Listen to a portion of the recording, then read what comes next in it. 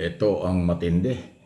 Inisa-isa ni Communication Undersecretary Claire Castro ang mga naging kapalpakan at hindi nagawa ni Sara Duterte bilang Department of Education Secretary na ipinagkaloob sa kanya ni Pangulong Marcos. Ito ang sagot ng Malacanang matapos sabihin walang alam o hindi nagagawa ng kasalukuyang gobyerno ang mga problema ng ating bansa. Eto, pakinggan po ninyo.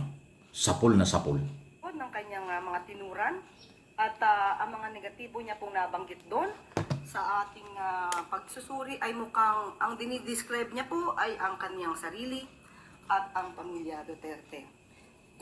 Nabanggit niya po, hindi po tayo nagkakamali. Sa kasamaang palad, inuluklok natin ang isang leader na walang kakayahan maintindihan ang tunay na kalagayan ng Pilipino. Matatandaan po natin na siya po mismo bilang dating DepEd Secretary, siya ang nagsabing hindi niya kaya.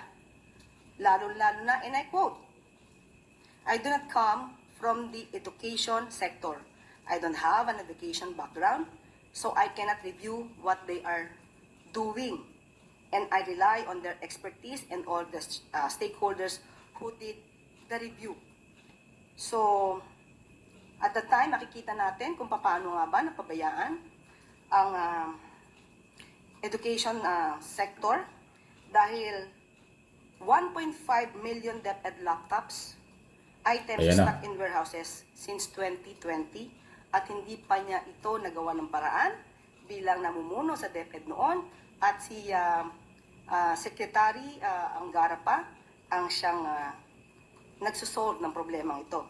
Nandun din po ang issue ng panis na gatas, inaamag na Nutriban sa mga public school at ito po ay nagkakahalaga ng 5.7 billion na hindi po napakinabangan ng mga estudyante.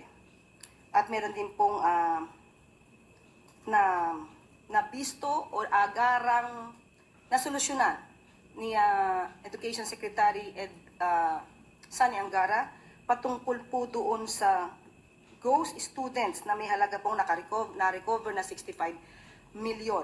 Kaya po tayo umaayon sa sinabi niyang pinagbabayaran natin ngayon ang pagpili ng maling leader. So, antindi. Hindi po ba siya ang problema ng bansa or isa sa mga problema ng bansa? Next question. Ayun, sapul na sapul. Nasilip, sinilip ng Malacanang ang mga ginawa at naging kapalpakan ni Sara Duterte sa Department of Education. Yan kasi ang hindi yata inisip ni Sara eh. Banat siya ng banat sa performance ni Pangulong Marcos na sinasabing wala daw alam at malasakit.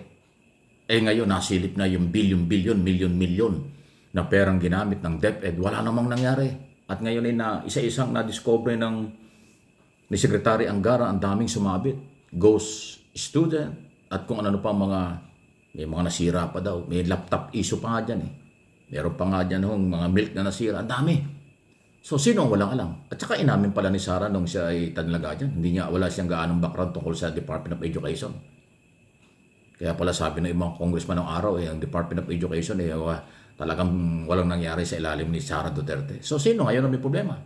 Inakusahan ni Sara Duterte, mahina ang liderato ni Pangulong Marcos. Pero siya ay pinagkalooban pagiging Department of Education Secretary, pero ganyan ang nangyari.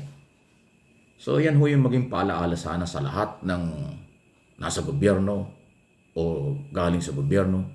Bago nyo silipin ang ating pamahalaan, tingnan muna ninyo, kaya palang sabi dyan ng Malacanang, baka pwedeng subukan mo, Sara Duterte, na manalamin ka, humarap ka sa salamin, bago ka mag-akusa na walang alam at walang kakayanan at walang ginagawa ang gobyernong ito. Ano ang nagawa mo nung ikaw ay nasa gobyerno? Bilang Cabinet Secretary at DepEd Secretary, napakahalagang departamento, number 1 ang budget taon-taon ng DepEd. Anong nangyari sa education? Wala. So ayan, bakit ka binabalikan ng Malacanang? Kasi sa iyong personal na paninira sa Pangulo, ngayon nahukay, nakita yung iyong nagawa at performance nung ikaw ay kaalyado pa at Department Secretary. Wala pala. Maraming bilyon at milyon ang nasayang lang during Secretary ng Department of Education. Naloko na, nagkasilipan na.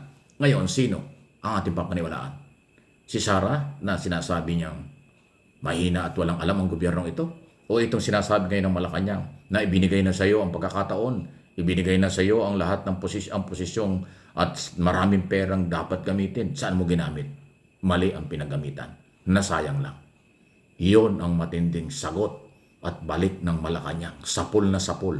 May dokumento, may record, hindi verbal, hindi akusasyon, hindi paratang. Dokumentado yung sinabi ng Malacanang. Kasi Malacanang yan. Hawak nila ang mga dokumento at performance ng isang cabinet secretary. Nakalimutan yata ni Sara Duterte na siya ay cabinet secretary before. Baka akala niya vice president lang siya. Under siya ng office of the president noong mga panahong yun. Ngayon himiwali na siya at parang oposisyon ang dating, tapos naninira siya, kaya nababalikan ang nakaraan. Ang nakaraan ay matindi talaga. Paano ngayon ito? Saan kayo maniniwala? So, tama ba o mali ang ginawa ng Malacanang? Nasagutin at ihayag kung ano ang kanilang nakita base sa record, dokumento sa naging performance ni Sara Duterte.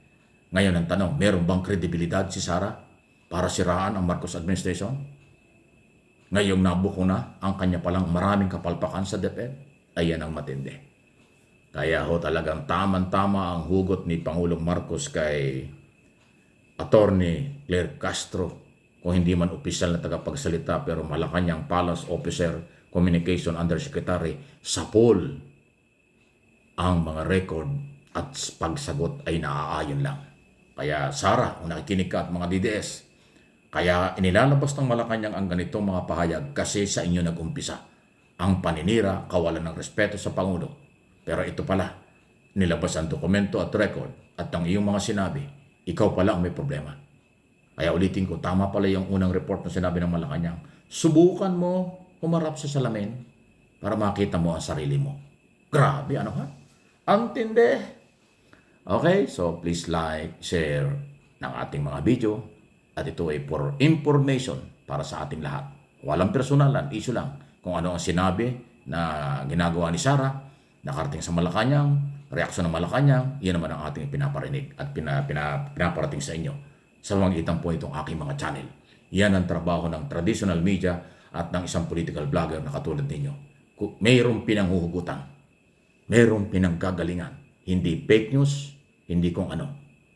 Kaya ho ating pinanindigan ang ating mga sinasabi. Pero kaya ho sinasabi ko ito para manatili kayo, magtiwala, sumubaybay, at maniwala sa atin hong mga tinatapik at pinag-uusapan dito mula sa mga authority, mula sa mga personalidad, mga oposisyon o kung anuman at sa ating gobyerno. Sino ang tama sa tingin ninyo? Sino ang dapat suportahan? Malayang malaya po kayo. Please like and share ha. Doon sa hindi pa, subscribe.